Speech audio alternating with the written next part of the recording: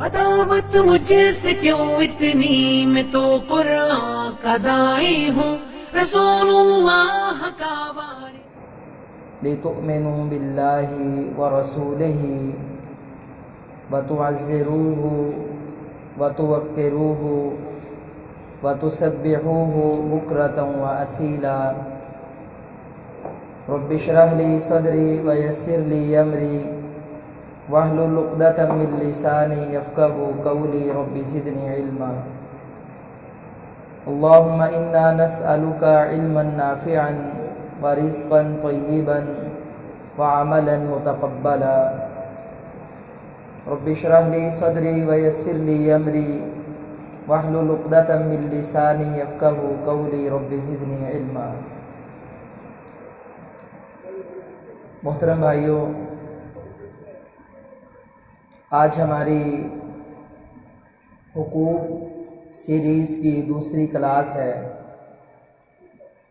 اس کائنات میں سب سے بڑا مقام، سب سے بڑا منصب اللہ تعالیٰ کا ہے۔ اس کے منصب اور مقام میں کوئی شریک نہیں۔ اس کے بعد اللہ تعالیٰ کی مخلوق ہیں، حقوق العباد ہیں، اس کے بندوں کے حقوق ہیں۔ اللہ تعالیٰ کے بندوں کے حقوق میں، حقوق العباد میں سب سے عظیم ہستی اور اس لائق کہ ان کے حقوق ادا کیے جائیں وہ خاتم النبیین، سید الاولین والآخرین، جناب محمد الرسول اللہ صلی اللہ علیہ وآلہ وسلم ہے۔ آپ چونکہ سب بندوں سے اعلیٰ ہیں، اللہ تعالیٰ کے بعد آپ کا مقام ہے، تو نبی علیہ السلام کے بھی کچھ حقوق ہیں جو ہم نے ادا کرنے ہیں۔ آپ کا جو پہلا حق ہے وہ ہے کہ ہم نبی علیہ السلام پر ایمان لائیں اور آپ کی عزت اور آپ کی تعظیم کریں، آپ پر ایمان لائیں۔ ایمان کیا ہونا چاہیے؟ کہ نبی علیہ السلام اللہ تعالیٰ کے رسول ہیں اور اللہ تعالیٰ کے آخری رسول ہیں۔ تعظیم یہ ہونی چاہیے کہ نبی علیہ السلام کی جہاں پہ ذات ہے وہاں پہ ہم اونچا بھی نہیں بول سکتے، جیسے سورۃ الحجرات میں اللہ تعالیٰ نے نبی علیہ السلام کے صحابہ کو، پھر اس کے بعد جو نئے مسلمان ہونے والے تھے ان سب کو اللہ تعالیٰ نے جیسے تعلیم دی۔ اب یہ سوال پیدا ہوتا ہے کہ نبی علیہ السلام اب تو ہماری مجالس میں نہیں ہیں، آپ آئے، دعوت کا کام کیا، آپ نے اپنے منصب اور فرائض کو ادا کیا اور آپ دنیا سے تشریف لے گئے۔ اب یہ آپ کا احترام ہم کیسے کریں؟ تو اس کا مطلب یہ ہے کہ جہاں پہ نبی علیہ السلام کی بات آ جائے وہاں پہ ہماری گردنیں جھک جائیں۔ آپ کی بات پر بات نہیں ہونی چاہیے۔ جہاں پہ حدیث آ گئی، صحیح حدیث جو نبی علیہ السلام سے ثابت ہے، جو آپ کا قول، آپ کا فرمان ہے، آپ کا احترام یہ ہے کہ اس کے آگے نہ ہم اف کریں، نہ ہم چوں یا چنانچہ یا چونکہ کا لفظ بولیں، نہ ہی ہم اس کی کوئی تعبیر اپنی مرضی کے مطابق پیش کریں، بلکہ جیسے ہی حدیث پاک ہے ہمارا اس پر ایمان ہے۔ اللہ تعالیٰ نے قرآن مجید میں اس بات کا حکم دیا۔ آپ کا پہلا حق تعظیم اور ایمان۔ اللہ فرماتے ہیں لِتُؤْمِنُوا، تاکہ تم ایمان لاؤ۔ اگر آپ انگلیاں رکھ لیں تو آپ کو زیادہ سمجھ آئے گی۔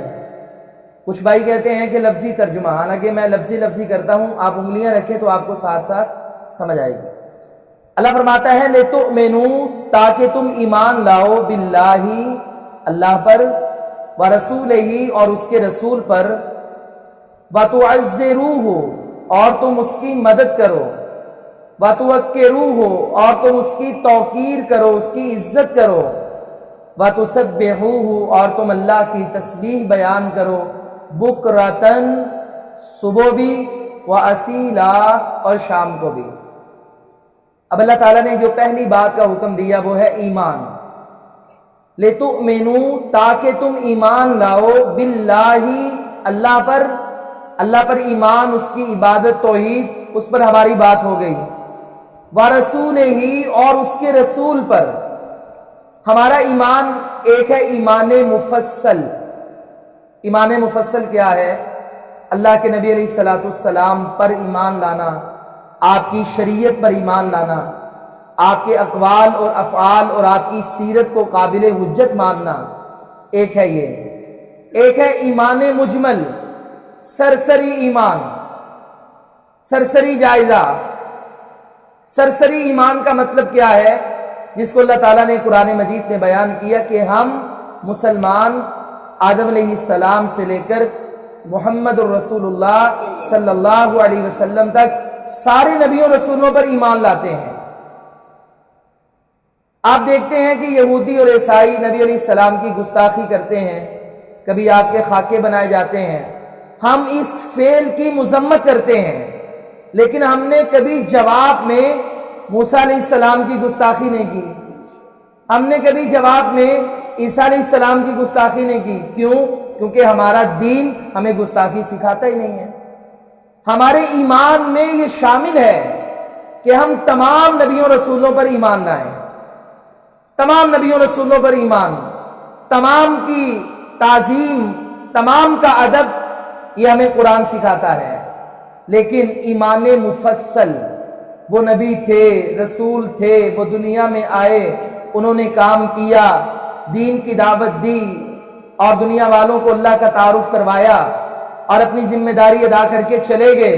لیکن آج ان کی شریعت اور ان کی رسالت وہ ہمارے لیے قابل حجت نہیں ہے. مفصل ایمان کیا ہے؟ کہ آج اگر کسی کی شریعت رسالت قابل حجت ہے وہ جناب محمد الرسول اللہ صلی اللہ علیہ وسلم ہے. ہمارا سارے نبیوں پر مجمل ایمان ہے.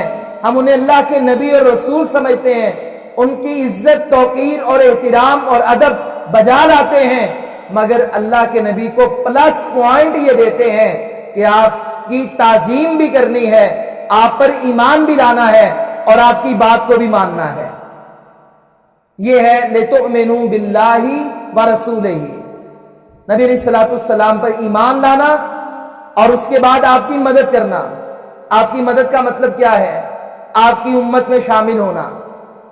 جوک در جوک مسلمان ہو لوگ، آپ کا کلمہ پڑھتے چلے جائیں، آپ کی دعوت کو قبول کرتے چلے جائیں. یہ لا الہ الا اللہ محمد الرسول اللہ کی دعوت صلی اللہ علیہ وسلم دنیا کے جس کونے میں جائے ہم اس پر ایمان لائیں، لوگ مانتے چلے جائیں، جوک در جوک امت میں شامل ہوتے چلے جائیں. وَتُوَقِّرُوهُ اور آپ کی عزت کریں. اب آپ کی جو عزت ہے اس کے اندر بھی اعتدال ہونا چاہیے.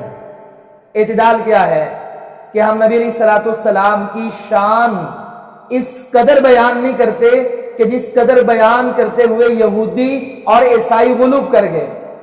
وہ عزیر کو اللہ کا رسول ماننے کی بجائے اللہ کا بیٹا بنا بیٹھے.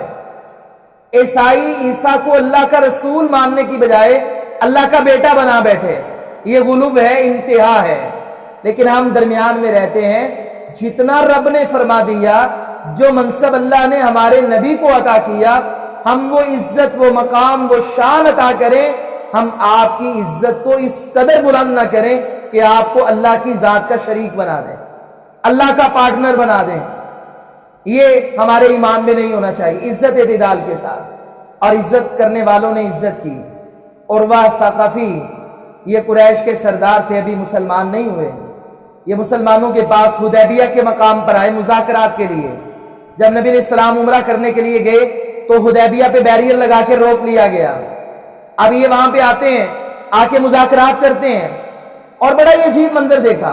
منظر کیا ہے؟ واپس گئے اور انہوں نے قریش سے کہا کہ میں تمہارا سفیر ہوں، میں تمہاری بات دنیا کے بڑے بڑے ملکوں میں لے کر کے جاتا ہوں، شام میں جاتا ہوں، فارس میں جاتا ہوں، یمن میں جاتا ہوں. تو وہاں پہ میں نے بڑے بڑے بادشاہوں کو دیکھا. ادب اور احترام کرنے والے بڑے ہوں گے، مگر جو ادب اور احترام میں نے محمد صلی اللہ علیہ وسلم کے دربار میں دیکھا ہے میں نے کائنات میں ایسی تعظیم اور ایسا ادب کہیں بھی نہیں دیکھا۔ انہوں نے کہا تو کیا دیکھ کے آیا ہے؟ کہا وہ وضو کرنے لگتے ہیں، پانی منہ میں ڈال کے کلی کرتے ہیں، پانی زمین پہ گرنے نہیں دیتے، صحابہ وہ پانی اپنے ہاتھوں پہ لے کے جسم پہ ملتے ہیں، وہ لعاب مبارک پھینکتے ہیں۔ میرا اور آپ کا لعاب کسی کے کپڑوں پہ گر جائے تو لوگ گلے پڑ جاتے ہیں، مگر ان کا لعاب تبرک کے طور پہ لے کر لوگ جسم پہ شفا کے لیے، برکت کے لیے ملتے ہیں، ہانڈیوں میں ڈالتے ہیں، کھانوں میں استعمال کرتے ہیں، آنکھوں میں ڈالتے ہیں۔ اور ہاں میں نے ایک بات یہ بھی دیکھی، ابھی زبان سے اس کی بات پوری نہیں نکلتی، صحابہ کرام پہلے ہی بات کو مان لیتے ہیں۔ یہاں پہ نہیں آئی سبحان اللہ، کیونکہ ہم یہ کرتے ہی نہیں ہیں۔ نبی علیہ الصلوۃ والسلام کی شان بیان ہو جائے، آپ کی عزت بیان ہو جائے، آپ کا حسن بیان ہو جائے، آپ کے لعاب مبارک کے تذکرے ہو جائیں تو سارے جھوم کے سبحان اللہ بھی کہیں گے، نعتیں بھی پڑھیں گے۔ لیکن جب یہ بات ہو کہ آپ کی بات کانوں میں پڑے اور مسلمان بدل جائے، مسلمان فوراً عمل کر لے، اس پہ آ کے بریک لگ جاتی ہے۔ تو ایمان کا مطلب یہ ہے کہ آپ کی عزت اور آپ کی تعظیم کی جائے، وَتُسَبِّحُوهُ بُكْرَةً وَأَصِيلًا، اور اللہ تعالیٰ نے آخر میں اپنی بات کی کہ تم تسبیح بیان کرو اللہ تعالیٰ کی، صبح بھی اور شام کو بھی، چلتے پھرتے سبحان اللہ سبحان اللہ، اللہ تعالیٰ کی تسبیحات کو بیان کرو۔ اس کے بعد آپ کا دوسرا حق یہ ہے، نبی علیہ الصلوۃ والسلام کی غیر مشروط اطاعت کی جائے۔ آپ کی ہم اطاعت کریں، کوئی شرط نہیں، اللہ کے نبی کے آگے کوئی شرط نہیں، آپ کی ہم اطاعت کریں۔ شرط لگانے والے نے ایک دن شرط لگا دی، کہنے لگا اللہ کے نبی اسلام قبول کرنا چاہتا ہوں، مگر میری ایک شرط ہے، اطاعت کروں گا ایک شرط منوا کے، غیر مشروط نہیں۔ آپ نے کہا کیا شرط ہے؟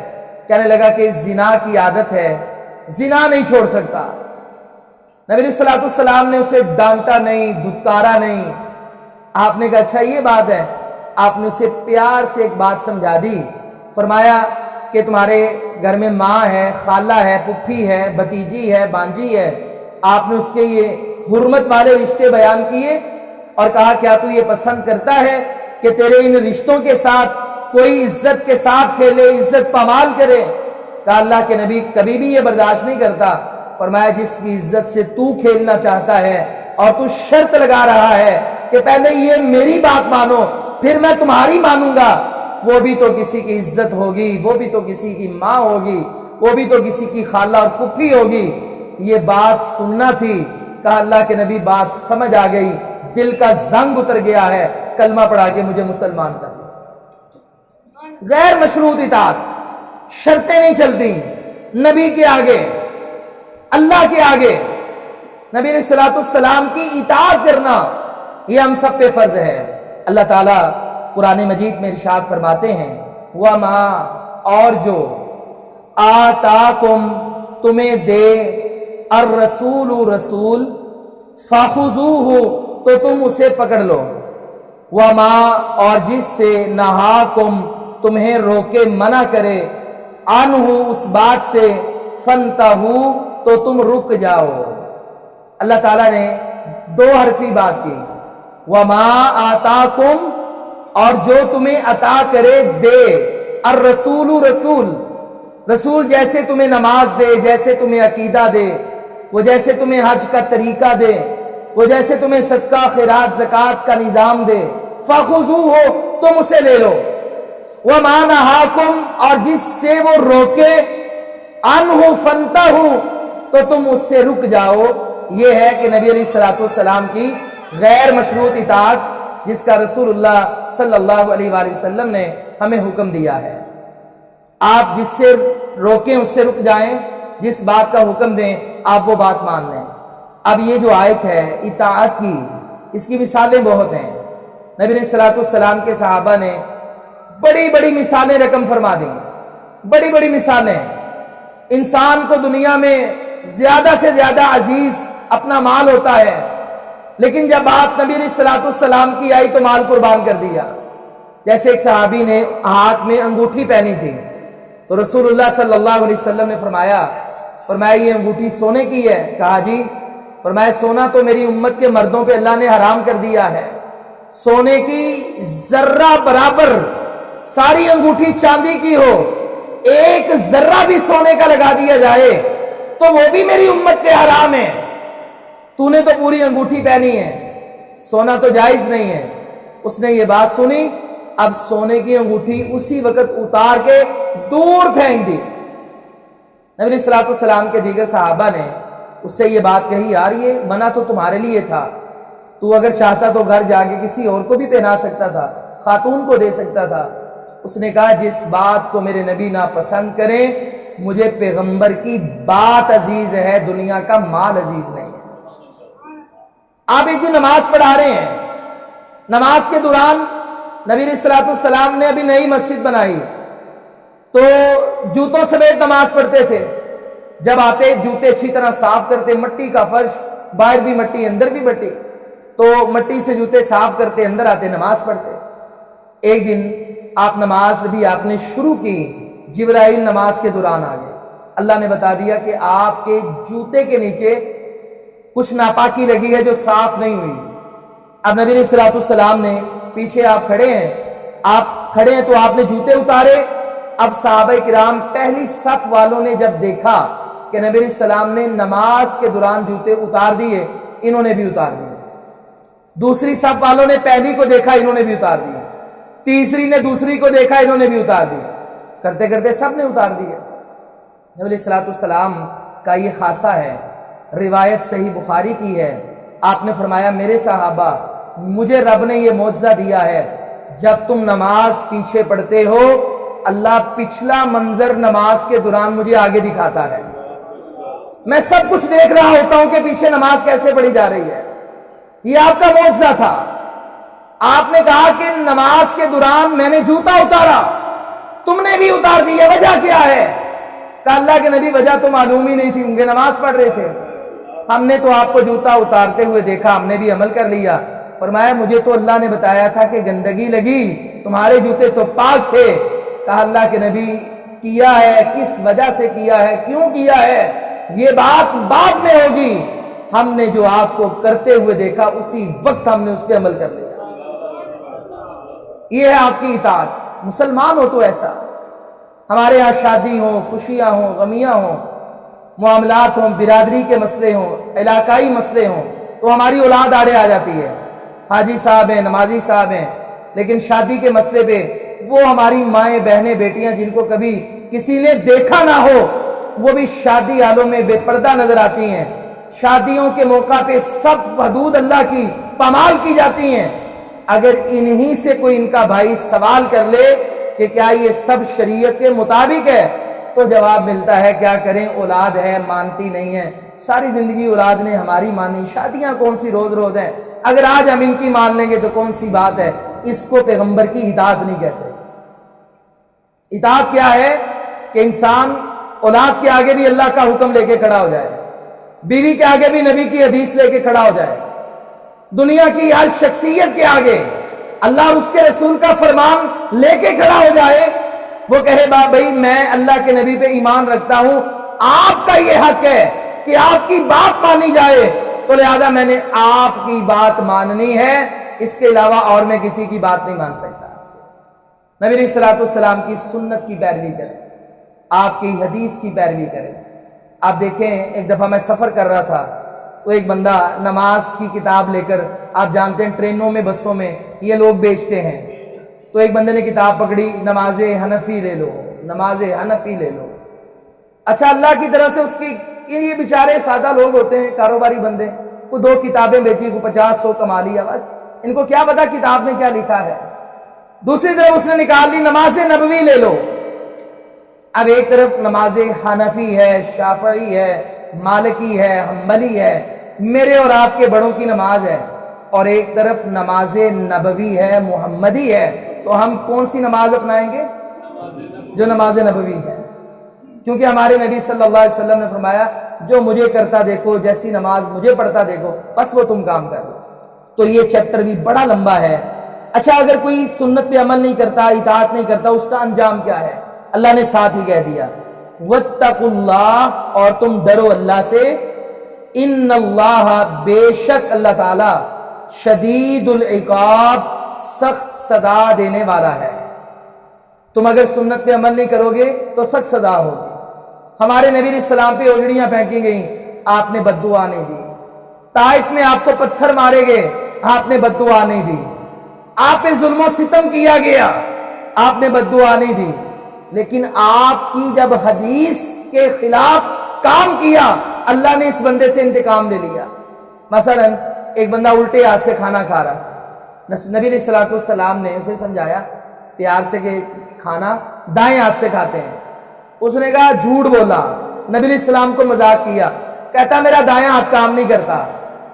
آپ نے کہا اچھا اگر نہیں کرتا تو نہ کرے۔ تو ایسا ہی ہوا، اس کے جھوٹ بولنے پر اور سنت کو ٹھکرانے پر اس کا دائیں ہاتھ شل ہو گیا، دوبارہ کبھی کام ہی نہیں کیا۔ جنہوں نے نبی علیہ السلام کی حدیث کی مخالفت کی ان کا انجام بہت برا ہوا۔ اللہ کہتا ہے وَاتَّقُوا اللَّهَ اور تم اللہ سے ڈرو۔ یاد رکھنا پیغمبر کی بات ماننا، جس سے روکا اس سے رک جانا۔ اگر ایسا نہیں کرو گے اللہ سے ڈرنا، ان اللہ بے شک اللہ تعالی شدید العقاب سخت سزا دینے والا ہے۔ پیغمبر کی گستاخی کا بدلہ آپ کے باپ دادا نہیں لیں گے، پیغمبر کی گستاخی کا بدلہ ڈائریکٹ آسمان والا رب لیتا ہے، کیونکہ یہ اس کا رسول ہے، اس کی طرف نسبت ہے۔ تیسرا حق وہ ہے کہ ہم نبی علیہ السلام کو آخری رسول مانیں، آخری پیغمبر مانیں۔ ہم جب ایمان لاتے ہیں کہ نبی علیہ السلام اللہ کے رسول صلی اللہ علیہ وسلم کے بارے میں کہتے ہیں کہ آپ اللہ کے رسول ہیں، تو وہاں پہ یہ بھی کہنا چاہیے آپ اللہ کے آخری رسول ہیں۔ آج کل ہمارے اسمبلی میں بڑی بحث ہے کہ ہر جگہ پہ خاتم النبیین یا آخری کا لفظ استعمال کرو کہ آپ آخری رسول ہیں۔ ہمارا ایمان ہے عقیدہ ختم نبوت، عقیدہ ختم نبوت۔ اب اس کے بارے میں بڑے دلائل ہیں، لیکن ایک حدیث سناتا ہوں۔ نبی علیہ السلام نے فرمایا کہ میری اور انبیاء کی مثال ایک بلڈنگ کی طرح ہے۔ کیسی بلڈنگ؟ آپ نے فرمایا کہ ایک کاریگر عمارت بناتا ہے، تعمیر کرتا ہے، اسے اچھی طرح مزین کر دیتا ہے، بعد میں اس نے ایک اینٹ کی جگہ چھوڑ دی۔ اب آنے والے لوگ آتے ہیں، عمارت دیکھتے ہیں، بڑی پیاری ہے، ٹائل پتھر لگا ہے، لیکن کہتے ہیں یار یہ ایک اینٹ کی جگہ باقی ہے، اگر اس کو لگا دو تو عمارت پوری ہو جائے گی۔ فرمایا انبیاء کی عمارت رب نے بنائی، آدم آئے، نوح آئے، عیسیٰ آئے، موسیٰ آئے، پیغمبر آتے چلے گئے، ایک اینٹ کی جگہ باقی بچ گئی۔ اب میں آ گیا ہوں، اب اس عمارت میں اور کسی نبی رسول کی گنجائش نہیں رہی۔ بعض لوگوں نے کہا نہیں جی آپ کے تحت، یہ جو مرزا غلام احمد قادیانی تھا نا، انہوں نے کہا نہیں جی ذلی نبی، بروزی نبی۔ دو مطلب، ایک وہ اس کا عقیدہ ہے کہ نبی علیہ السلام کے تحت آپ کی شریعت لے کر نبی بن سکتے ہیں، نبی بن سکتے ہیں، رسول نہیں۔ رسول کہتے ہیں جو شریعت بھی لے کر آئے۔ تو ان ظالموں نے کہا نہیں نہیں، ہم آپ صلی اللہ علیہ وسلم کی شریعت اور آپ کی کتاب لے کر ہم نبی بن سکتے ہیں۔ اچھا، مرزا غلام احمد قادیانی نے ایک اور دعویٰ کیا، بروزی نبی۔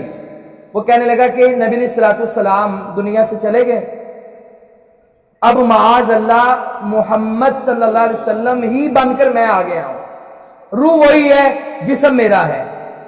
یہ اس کا عقیدہ ہے۔ اب یہ دونوں عقیدے قرآن کے بھی مخالف ہیں اور حدیث کے بھی مخالف ہیں۔ قرآن پڑھیے، یہ جو ہم آیت لے کر آئے، یہ جو ماسٹر کی ہے عقیدہ ختم نبوت کی آیت میں، جو اللہ کے نبی کا حق ہے کہ آپ آخری رسول ہیں۔ نبی علیہ السلام کا ایک بیٹا تھا زید بن حارثہ، وہ آپ کا منہ بولا بیٹا تھا، حقیقی نہیں۔ آپ نے اسے غلام تھا، آزاد کیا، پالا، بیٹا بنا لیا۔ اب وہ زید بن حارثہ سے زید بن محمد مشہور ہو گیا صلی اللہ علیہ وسلم۔ اب اللہ تعالیٰ نے قرآن مجید میں اس کا فیصلہ کیا، فرمایا کہ جو منہ بولا بیٹا ہوتا ہے وہ حقیقی نہیں ہوتا۔ سورۃ الاحزاب اللہ نے نازل کی، پہلی آیات میں اللہ تعالیٰ نے فیصلہ کیا، کہا یہ جو تم بچے لے کر پالتے ہو، بچے بڑے ہو جاتے ہیں، اصل باپ جس کا نطفہ تھا، جس کی اولاد تھی یہ، اس کا نام لکھنے کی بجائے اسکول بھیجنے کی باری آتی ہے تو اپنا نام لگا دیتے ہیں۔ اللہ کہتا ہے یہ غلط ہے، حرام ہے۔ जिस तरह एक जिस्म में दिल दो नहीं होते, एक होता है, फरमाया बाप भी दो नहीं हो सकते, एक ही होता है। अल्लाह का फैसला है, बाप भी दो नहीं हो सकते, वो जिससे ये पैदा हुआ, पाले जो भी, मुंह बोला जो भी बना ले, लेकिन वल्दियत असल बाप की लगे। नबी अलैहिस्सलाम को भी अल्लाह ताला ने, सहाबा को भी फरमा दिया कि आप ज़ैद बिन हारिसा बोलो, ज़ैद बिन मोहम्मद नहीं बोलना, वल्दियत तब्दील नहीं करनी आपने।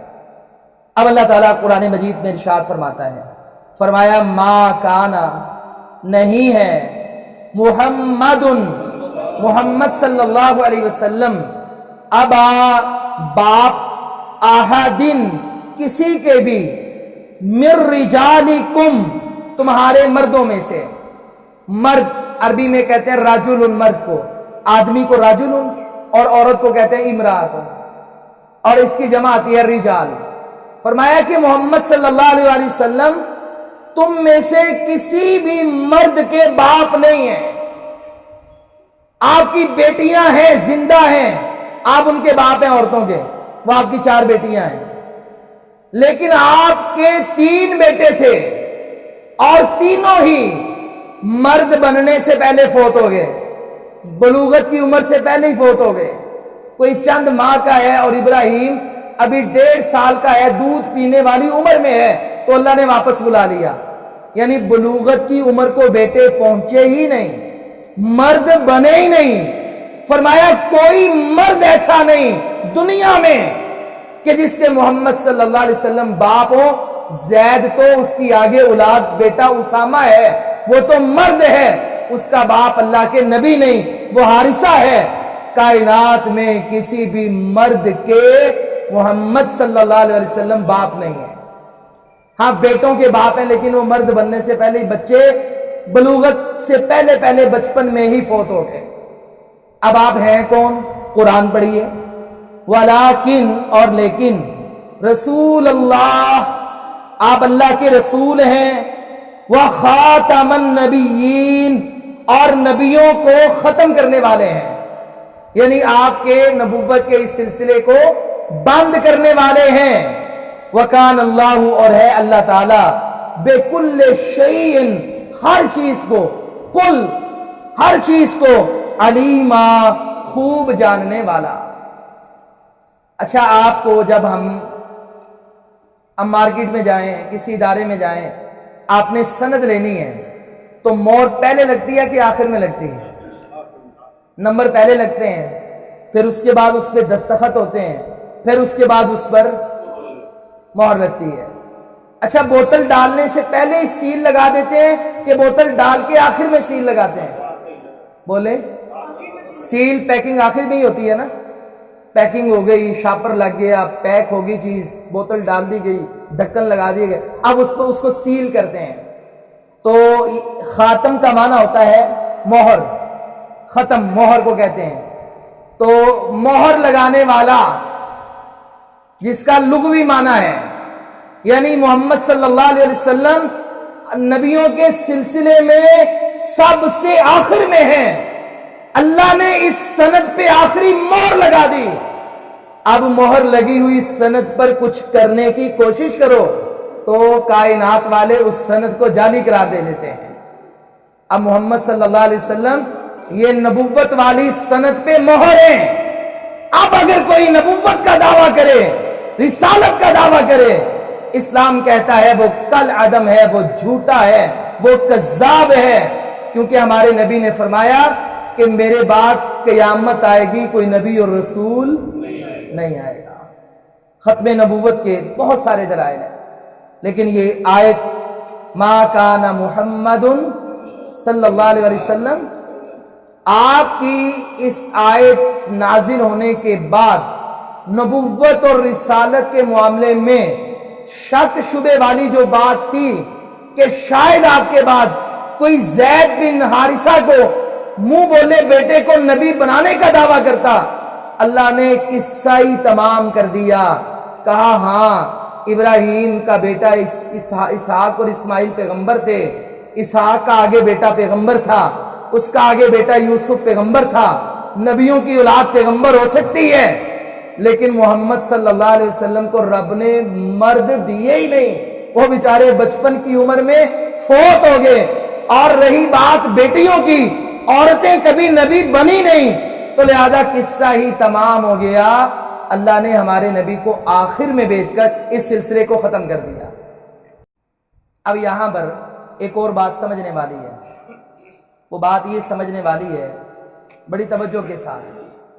نبی علیہ الصلوۃ والسلام خیبر کے موقع پر حضرت علی رضی اللہ تعالیٰ نے بڑی جمع مردی کا مظاہرہ کیا، بدر میں بھی، احد میں بھی، سارے غزوات میں۔ آپ جب تبوک میں جانے لگے تو آپ نے حضرت علی رضی اللہ تعالیٰ سے فرمایا، علی میرا دل کرتا ہے کہ مدینہ میں آپ میرے نائب بن جائیں، ہم سب جنگ کے لیے جاتے ہیں، آپ پیچھے نائب امیر بن جائیں۔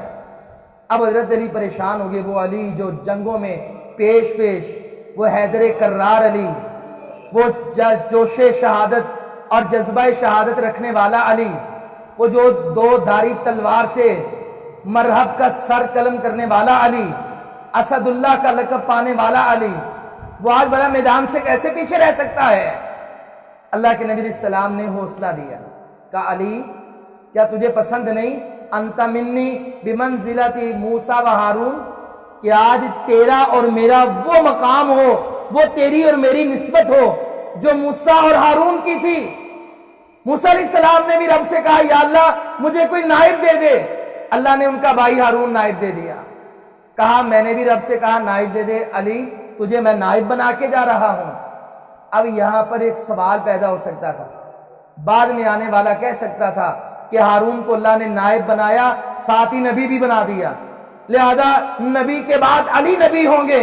میرے نبی نے ساتھ ہی کہہ دیا علی تو میرا نائب ہے، لیکن ایک بات یاد رکھنا، انا خاتم النبیین لا نبی بعدی، تیری اور میری نیابت آج کے دن یہاں پہ ہوگی، نبوت میں نہیں ہو سکتی، کیونکہ میں آخری نبی ہوں، میرے بعد قیامت آئے گی، کوئی نبی اور رسول نہیں آئے گا۔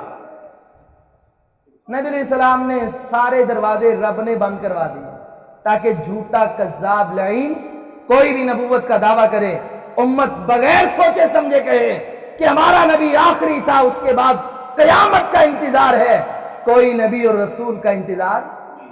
آپ نے فرمایا کہ میرے بعد 30 دجال کذاب ہوں گے اور وہ سارے نبوت کا دعویٰ کریں گے، فرمایا سارے جھوٹے ہوں گے۔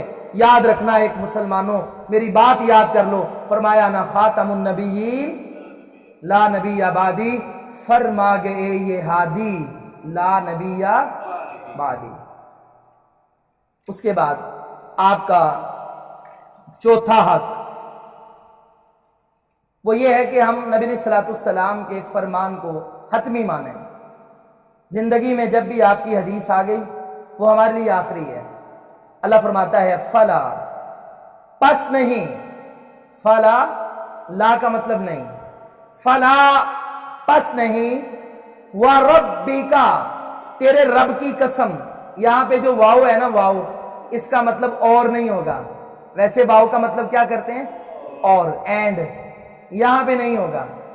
جہاں پر بھی واو آئے اور اس کے بعد رب آ جائے، اللہ آ جائے اور اس کے نیچے زیر ہو، واللہ وربی، تو اس کا مطلب ہوگا قسم ہے اللہ کی، اس کا مطلب کیا ہوگا؟ قسم ہے اللہ کی۔ اب یہاں پہ وربی آیا ہے، فلا پس نہیں، وربی کا اور تیرے رب کی قسم، لا یؤمنون نہیں مومن ہوں گے۔ کیوں نہیں مومن ہوں گے؟ حتیٰ یہاں تک کہ یحکموک تجھے فیصلہ کرنے والا مان لیں۔ کوئی مسلمان مومن نہیں ہو سکتا یہاں تک کہ وہ فیصلہ کرنے والا تجھے مان لیں۔ کس بات میں؟ فی ما، اس میں، شاجارہ جو جھگڑا ہو جائے، بینہم ان کے آپس کے درمیان، ثم پھر، لا یجدو وہ نہ محسوس کریں، فی انفسہم اپنے دلوں میں، حرجن کوئی تنگی، مما قضیتا آپ کے فیصلے کے بارے میں، وَيُسَلِّمُوا تسلیما اور وہ تسلیم کر لیں، اچھی طرح تسلیم کرنا۔ نبی علیہ الصلوۃ والسلام کے بارے میں اللہ نے کتنی 3 باتیں کہہ دی۔ پہلی بات یہ کہہ دی کہ مومنوں کا کام ہوتا ہے اگر ان کا آپس میں جھگڑا ہو جائے، اختلاف ہو جائے، نماز میں اختلاف ہو گیا، نماز کیسے پڑھنی ہے، کوئی کہتا ہے ایسے پڑھو، کوئی کہتا ہے ایسے پڑھو، عقیدے میں اختلاف ہو گیا، کوئی کہتا ہے یہ بات مانو، کوئی کہتا ہے یہ مانو، کوئی گھر کا طلاق کا مسئلہ ہے، 3 طلاقوں کا مسئلہ اختلاف ہو گیا، کوئی کہتا ہے 3 ہے، کوئی کہتا ہے 1 ہے، تجارت کا مسئلہ ہے، کوئی کہتا ہے حلال ہے، کوئی کہتا ہے حرام ہے، فیما شجرا بینہم، ہر وہ کام جو آپس میں جھگڑے کا باعث بنے، اس جھگڑے میں کیا کرنا ہے؟ پہلا کام یہ کرنا ہے کہ محمد صلی اللہ علیہ وسلم کی عدالت میں آنا ہے، دوسرا کام یہ کرنا ہے کہ آپ صلی اللہ علیہ وسلم کو فیصل جج ماننا ہے، تیسرا کام یہ کرنا ہے کہ پیغمبر جو فیصلہ کر دیں اس کے آگے سر جھکانا ہے، یہ نہیں اوپر اوپر سے ہاں کر دیں اندر دل میں تنگی رکھیں، اگر ایسا ہوگا تو تمہارا ایمان نہیں ہو سکتا، اللہ قسم اٹھا کے کہتا ہے۔ 3 کام کرنے ہیں، پہلا کام کوئی مسئلہ اختلاف ہو تو کس کی عدالت میں لے کر آؤ، سارے بولیں، دوسری بات جج کس کو ماننا ہے، حدیث کے آگے اپنے آپ کو جج نہیں ماننا، بحث نہیں کرنی، اپنی بات پہ اڑے نہیں رہنا، جو بات حدیث سے مل گئی سر جھکا دو، اپنی بات زمین پہ دبا دو، اور تیسری بات جو پیغمبر فیصلہ کر دیں اس کو دل سے ماننا ہے، دل میں تنگی محسوس نہیں کرنی، اگر یہ 3 کام آپ کر لیں تو آپ مومن ہیں، اگر نہ کریں تو اپنے ایمان کی فکر کرو، اللہ قسم اٹھا کے کہتا فلا نہیں وَرَبِّكَ تیرے رب کی قسم لا یؤمنون، ایماندار ہی نہیں بندہ ہو سکتا جو یہ 3 کام نہ کرے۔ عبداللہ بن زبیر رضی اللہ تعالیٰ عنہ کا جھگڑا ہو گیا ایک انصاری سے، آپ کی زمین اونچی تھی، پہاڑی علاقہ ہوتا نا، ایسے سٹیپ بائی سٹیپ زمینیں ہوتی ہیں، جیسے جیسے پہاڑ اوپر چڑھتے ہیں، آپ کی زمینیں اوپر تھیں، آپ کے ساتھی کی زمین نیچے تھی، پانی نیچے سے اوپر جاتا ہے کہ اوپر سے نیچے آتا ہے؟ میدانی علاقوں میں نیچے سے اوپر جاتا ہے، کھینچنا پڑتا ہے، لیکن پہاڑی علاقوں میں اوپر سے نیچے آتا ہے۔ اب پانی قدرتی بات ہے، اوپر سے نیچے آنا ہے۔ انصاری وہ جو صحابی تھا اس نے آگے نبی اسلام سے کہا بھی بات یہ ہے، یہ میرے ساتھ زیادتی کرتا ہے، کیا ہوا؟ کہا اس کی زمینیں اوپر ہیں میری نیچے ہیں، پانی کا ہمارا مسئلہ ہے۔ اب نبی السلام نے دیکھا بھی اس کی اوپر ہے، حق تو پہلے اس کا ہے، چونکہ پانی تو اوپر سے نیچے آنا ہے، پہلے اس کی زمینوں کو لگے بعد میں نیچے والے کی زمین کو لگے۔ آپ نے پھر بھی کہہ دیا عبداللہ بن زبیر آپ کے پھوپھی ذات بیٹے تھے، کہا عبداللہ چل یار تو نرمی کیا کر، کوئی بات جیسے یہ کہنا ویسے کر لو، اگر پہلے پانی لگانا چاہے تو روک دیا کر، پہلے یہ سیراب کر لے پھر تو کر لیا کر۔ اچھا اس بندے نے نا یہ بات یہ کہنے لگا بھی پھوپھی کا بیٹا نا صحیح فیصلہ نہیں کیا، نبی علیہ الصلوۃ والسلام کے دل میں بڑی رنجش پیدا ہوئی، آپ کو یہ بات بڑی بری لگی، اللہ کو یہ بات بھی پسند نہیں آئی، اللہ نے یہ آیت نازل فرما دی، کہا خبردار تم نبی کے پاس آگے جھگڑا ہوا تمہارا، آگے تم نبی کے پاس، تم نے نبی کو جج نہیں مانا، فیصلہ پیغمبر کر رہے ہیں اور تو مان نہیں رہا۔ اچھا اگر تو اوپر اوپر سے مان بھی لے اور اندر سے کہ یار بات درست نہیں ہے، یہ بات نہیں ہے، اللہ نے یہاں پر 3 باتیں کہی، بات پیغمبر کی ماننی ہے، جج نبی ہوں گے، اور بات دل سے ماننی ہے۔ نبی علیہ السلام غصے میں آیا، آپ نے کہا عبداللہ پہلے میں نے کہا تھا کہ اس کے ساتھ نرمی کر، اب میں تجھے کہتا ہوں کہ کوئی ضرورت نہیں ہے، پہلے تیرا حق ہے، اچھی طرح پانی بھر جائے، منڈیروں تک آ جائے، پگ ڈنڈیوں تک آ جائے، جب تو اچھی طرح پانی بھر لے پھر اس کے بعد اس کو دینا ہے۔ ہم تو اس کے ساتھ نرمی کر رہے تھے، حق تو نہیں تھا، لیکن یہ بندہ ہمارے ہی بارے میں ایسے جملے کہہ رہا ہے۔ زندگی کا کوئی بھی مسئلہ ہو، آپ کے بابا جی یہ کہتے تھے، دادا جی یہ کہتے تھے، آپ کے بڑوں نے آپ کو نماز ایسی سکھائی، عقیدہ ایسے دیا، کوئی دین کی بات ایسے سکھائی، مانا آپ کے بڑے بڑے تھے، لیکن آپ کبھی بھی اڑی نہ کریں، جب حدیث اور قرآن سن لیں حتمی بات کس کی ماننی ہے؟ نبی علیہ الصلوۃ والسلام کی۔ اب یہ صحابی کتنے بڑے صحابی ہیں، عبداللہ بن مسعود رضی اللہ تعالیٰ، ایک مسئلہ آ گیا، مدینے کے سارے صحابہ سے یہ مسئلہ پوچھا، کسی کو اس مسئلے کا جواب ہی نہیں آتا تھا۔ مسئلہ کیا آ گیا؟ ایک عورت ہے، نکاح ہو گیا، رخصتی نہیں ہوئی، اور اس کا خامن فوت ہو گیا، اب کیا اس عورت کو اس کی وراثت میں سے حصہ ملے گا؟ کیا یہ عورت کو حق مہر ملے گا؟ کیا یہ عورت عدت گزارے گی؟ اب یہ مسئلہ آ گیا، عبداللہ بن مسعود رضی اللہ تعالیٰ عنہ کا بھی کسی اور سے پوچھو. انہوں نے کہا بھئی پوچھ کے آگے ہیں، آپ کے علاوہ کوئی اور ہے ہی نہیں. خیر آپ نے کہا مجھے سوچنے کا موقع دو. ہمارے ہاں تو کوئی مسئلہ پوچھے نا تو ہم تو فرض سمجھتے ہیں، ہم بھی مفتی ہیں. اچھا کئی دفعہ ایسے ہوتا ہے میرے ساتھ، جمعہ پڑھا کے فارغ ہوتا ہوں نا، لوگ مسئلے پوچھتے ہیں، ابھی میں نہیں جواب دیتا، پاس بیٹھے مفتیان نظام پہلے ہی جواب جڑ دیتے ہیں. حالانکہ غلط بات ہے، صحابی کو علم نہیں کہتے، مجھے نہیں پتا. آپ مجھ سے مسئلہ پوچھو مجھے نہیں پتا، میں کہہ دوں گا نہیں پتا، میری عزت میں کمی آئے گی اس سے، بھئی نہیں پتا. اللہ نے بھی فرشتوں سے کہا تھا آدم کو وَعَلَّمَ آدَمَ الْأَسْمَاءَ كُلَّهَا، اللہ نے بھی سارا کچھ آدم کو سکھا کر پھر فرشتوں سے پوچھا، کہا بتاؤ نام بتا دو. انہوں نے صاف کہہ دیا سبحانک لا علم لنا الا ما علمتنا، یا اللہ ہمیں علم نہیں ہے، علم تو وہی ہے جو تو سکھا دے. پچر نہیں لگاتے، صاف کہتے ہیں علم نہیں ہے، نہیں آتا تو کہتے نہیں ہے. ایک دن عبداللہ بن مسعود رضی اللہ تعالیٰ عنہ نے یہ مسئلہ، آپ نے جواب سوچ لیا. کیا جواب سوچا؟ آپ نے کہا کہ اس کو وراثت میں سے حق بھی ملے گا کیونکہ نکاح ہو گیا تھا، وہ عدت بھی گزارے گی کیونکہ اس کا شوہر فوت ہوا ہے، بے شک ابھی رخصتی نہیں ہوئی، اور اس کے ساتھ یہ سارے معاملات، عدت بھی گزارے گی، وراثت میں سے حق بھی ملے گا، حق مہر بھی دیا جائے گا آدھا. تو آپ نے یہ جب جواب دیا، ایک صحابی کھڑے ہو گئے، کہنے لگے عبداللہ پچھلی مجلس کا پتہ نہیں ہے جب آپ نے انکار کیا تھا، ایسا ہی مسئلہ نبی علیہ السلام سے بھی پوچھا گیا، میں اس مجلس میں تھا، اور وہ عورت تھی بروا بن واسق، اس کے ساتھ یہ مسئلہ ہوا تھا، اس کا خامد رخصتی نہیں ہوئی، پہلے ہی فوت ہو گیا. جو فیصلہ تو نے کیا وہی فیصلہ امام الانبیاء نے کیا تھا. عبداللہ بن مسعود خوش ہو گئے، یا اللہ تیرا شکر ہے میری بات پیغمبر کی بات سے میچ کر گئی. عمر بن خطاب جیسے صحابی ہیں، جب بھی کوئی مسئلہ آتا، طاعون کی وبا پھیل گئی، شام سے بھی پیچھے ہیں، شام میں جانے لگے، آپ نے صحابہ سے کہا بھی بات سنو، جانا چاہیے یا مدینہ واپس چلے جائیں، آگے جائیں یا پیچھے جائیں؟ سارے اپنے اپنی رائے دے رہے، کہا مزہ نہیں آیا. پہلے سابقون الاولون کھڑے ہوں، نہیں سمجھ آئی، انصار کھڑے ہوں، اپنی اپنی بات کی مشورے دیے، کہا نہیں دل مانا، فلاں کھڑے ہوں، نہیں دل مانا. اگلے دن یہی عبداللہ تشریف لے آئے، انہوں نے کہا مجھے پیغمبر کی حدیث یاد ہے، آپ نے کہا تھا ایسے علاقے میں جو ہے وہ باہر نہ جائے، باہر والے اندر نہ جائیں. میں کہتا ہوں آپ شام میں نہ جائیں، یہیں سے واپس مدینہ چلے جائیں. حضرت عمر نے کہا مجھے حدیث پیغمبر کی مل گئی، عمر کا دل ٹھنڈا ہو گیا، اب ہم واپس پلٹ کے جائیں. مسلمان کا بھی ہمارا بھی عقیدہ ہونا چاہیے کہ ہم آخری بات کس کی مانیں؟ نبی علیہ الصلوۃ والسلام کی ہر مسئلہ میں. آپ کا 5واں حق، آپ صلی اللہ علیہ وسلم پہ درود و سلام پڑھا جائے. آپ کسی کو تحفہ دیتے ہیں، آپ کو جواب میں وہ تحفہ نہیں بھی دے سکتا، وہ آپ کو تحفہ لیٹ بھی دے سکتا ہے. آپ عبادات کرتے ہیں، آپ کو اس کا اجر قیامت والے دن ملنا ہے، پہلے نہیں ملنا.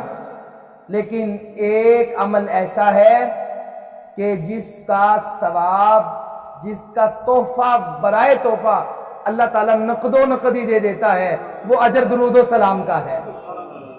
اجر درود و سلام کا. نبی علیہ السلام نے فرمایا بڑا ہی بخیل آدمی ہے وہ جو میرا نام سن کر بھی مجھ پہ درود و سلام نہیں پڑھتا.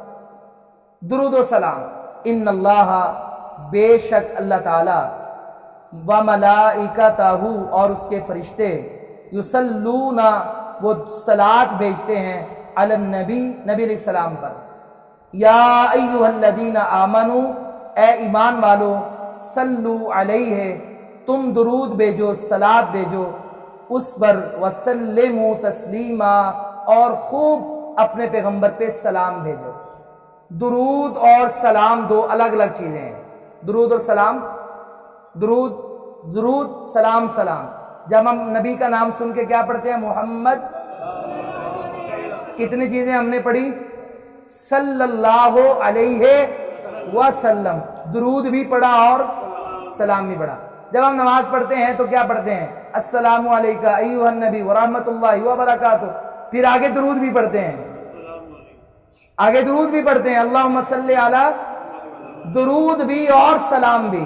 پیغمبر کا جب بھی نام سننا ہے تو درود بھی پڑھنا ہے اور وہی پڑھنا ہے جو نبی علیہ الصلوۃ والسلام سے ثابت ہے. فرمایا کہ اللہ تعالیٰ کے فرشتے اور انشاءاللہ ادھر بھی بیٹھے ہوں گے، فرمایا وہ ساری زمین پہ اللہ نے ڈیوٹی ان کی ایک لگائی ہے 24 گھنٹے، جہاں جہاں مجھ پہ درود پڑا جاتا ہے میرا رب مجھ پہ درود پہنچاتا ہے اور اس کا نقد و نقد ثواب امت کو دیتا چلا جاتا ہے۔ درود پڑھنے کے بہت سارے فضائل ہیں، ایک فضیلت یہ بھی ہے مشکلات ہوں پریشانیاں ہوں درود پڑھیں، دعا کرتے ہیں تو اس میں اول اور آخر میں زیادہ سے زیادہ درود پڑھیں، آپ فارغ بیٹھے ہیں تو گالیاں دینے کی بجائے، پب جی کھیلنے کی بجائے، اس طرح کی گیمیں کھیلنے کی بجائے، فیس بک پہ چیٹ کرنے کی بجائے درود پڑھیں تو انشاءاللہ اس سے آپ کو فائدہ ہوگا۔ آخری حق وہ یہ ہے کہ نبی علیہ السلام سے محبت کریں۔ آپ سے محبت کیسی ہو؟ جیسے ہم نے شروع میں بتا دی کہ آپ کی محبت زبانی کلامی نہیں، ایمان زبانی کلامی نہیں بلکہ عمل میں۔ شاہ رخ خان سے محبت کرنے والا شکل بھی ویسے بناتا ہے، عقل بھی اور لباس بھی۔ ہماری مائیں بہنیں فلمیں ڈرامے دیکھتی ہیں گھر میں بیٹھ کر اور ویسا ہی فیشن کرنے کی کوشش کرتی ہیں کیونکہ اس سے وہ پیارا لگتا ہے یا پیاری لگتی ہے۔ تو ہمیں تو ہمارا نبی پیارا لگتا ہے، میرے بال بھی میرے نبی جیسے، میری داڑھی بھی میرے نبی جیسی، میرا لباس بھی بولیں میرے نبی جیسا۔ کوئی ہم سے پوچھے کہ تو نے داڑھی کیوں رکھی، میں کہوں گا مجھے میرا نبی پیارا لگتا ہے تو میرا بھی دل چاہا میں اپنے محبوب جیسا چہرہ بنا لوں، میں اپنے محبوب جیسا لباس پہنوں۔ تو محبوب کی ہر ادا ہی محبوب ہو، محبوب کی ہر ادا ہی محبوب ہو، پیغمبر کا ہر لہجہ، پیغمبر کا ہر عمل ہی وہ انسان کے عمل میں، قول میں، گفتار میں نظر آئے تو یہ اللہ کے نبی سے محبت ہے۔ آپ صلی اللہ علیہ وسلم نے فرمایا، حضرت انس رضی اللہ عنہ فرماتے ہیں، آپ نے فرمایا لا یؤمن، نہیں مومن ہو سکتا، احدکم، تم میں سے کوئی بھی، حتیٰ یہاں تک کہ اکونا، میں ہو جاؤں، احب الیہ، اس کے نزدیک سب سے زیادہ محبوب، من والدہ و والدہ، اس کے والدین اولاد سے بڑھ کر، والناس اجمعین، ساری کائنات سے بڑھ کر، ساری کائنات سے زیادہ۔ کہا جس کو میں پیارا ہوں وہ انسان کامل ایمان والا ہے۔ ماں باپ، بہن بھائی، اولاد، ان کی باتیں جو حدیث قرآن کے موافق، جہاں پہ اللہ اور اس کے رسول کی مخالفت کریں وہاں پہ پیغمبر عزیز ہے، یہ عزیز نہیں، یہ اس محبت کا مطلب ہے۔ اللہ تعالی ہمیں یہ سارے حقوق ادا کرنے کی توفیق عطا فرمائے۔ ابھی جس دین پر، جس اطاعت پر، جس محبت پر ہم چلتے ہیں اس پر استقامت کی بھی دعا مانگنی چاہیے، اور اس کے لیے بڑی پیاری دعا اللہ کے نبی پڑھتے تھے، یا مقلب القلوب، اے دلوں کو پھیرنے والے، ثبت قلبی علی دینک، تو قائم کر دے، ثابت قدمی عطا کر دے میرے دل کو اپنے دین پر، وعلی طاعتک، اور اپنی اطاعت پر۔ اکثر لوگ بے چین اور بے قرار ہوتے ہیں، وہ ہم سے پوچھتے ہیں ابھی کون سی دعا پڑھیں؟ یہ شاندار دعا ہے، یہ پڑھنی چاہیے، اس سے اللہ تعالیٰ خاتمہ بھی ایمان اور اسلام پہ کرے گا۔ سارے مل کے 3 بار یہ پڑھ لیں، یا مقلب القلوب ثبت قلبی علی دینک وعلی طاعتک، یا مقلب القلوب ثبت قلبی علی دینک وعلی طاعتک، یا مقلب القلوب ثبت قلبی علی دینک وعلی طاعتک۔ یہ ساری محبتیں، سارا ایمان چونکہ دل میں ہوتا ہے، دل ہی بندے کا بدلتا ہے، کھانے کو بھی دل کرتا ہے، گمراہ ہونے کو بھی دل ہی کرتا ہے، تو اس لیے کیوں نہ ہم دل ہی کی رب سے دعا کر لیں کہ اللہ اسی کو سیدھا کر دے، اللہ عمل کی توفیق دے۔ اگلا ہمارا سبق انشاءاللہ والدین کے حقوق پر ہوگا انشاءاللہ۔ وآخر دعوانا الحمدللہ۔